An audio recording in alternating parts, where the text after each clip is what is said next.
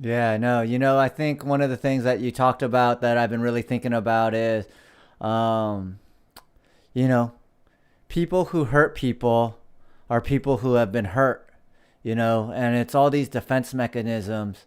And it goes super deep, like every kid that bullies. I have not met a kid at school that bullies.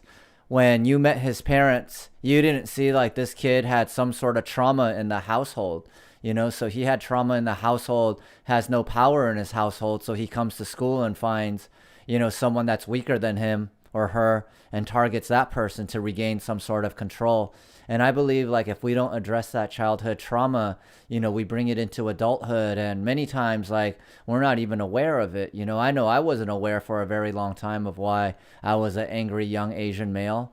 But as I think back, I realize, yeah, all these things that happened, made me like, it's what made me want to become like a really good fighter, so that if I ever got into any type of physical altercations, I knew I could handle myself, But I just thought, oh, martial arts is cool. I want to go do martial arts and, be like Jet Li or Jackie Chan.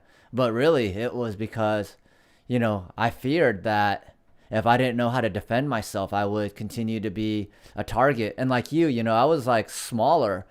And I also realized like if I just use my mouth, a lot of times I could just like scare people off and not ever have to get, into physical altercations. But, it's true. Like I've been married for 12 or 13 years now. Wait, 2008. Yeah, this will be our 12th year.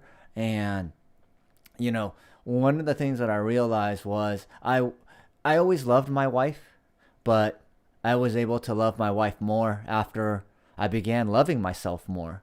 And I think we've had some of these discussions. We've had some of these discussions in the past where, I've said like, like I'm usually like a happy and optimistic guy, but a lot of my self-love was attached to how well the company was doing, or if we released a new product, or if I won a new, or if I won like a pitch competition.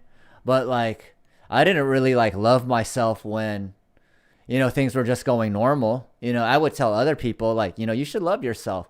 But I realized like, I only had conditional love for myself, which is when I did something good, then I would feel good about myself. And that's when I realized, like in order to give more of yourself, you really have, like when I tell people to love themselves and I'm not really loving myself, I believe on some level they realize like, hey, this guy's telling me to do something, but he really doesn't do it himself, you know?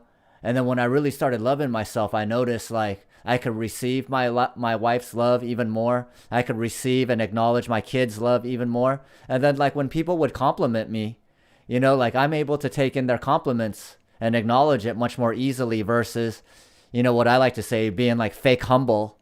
You know, like if people were like congratulate me or congratulate us for a good job, then I'd be like, ah, whatever, you know, it's not a big deal. But you and I know how much work we put in. You know, it was a big deal.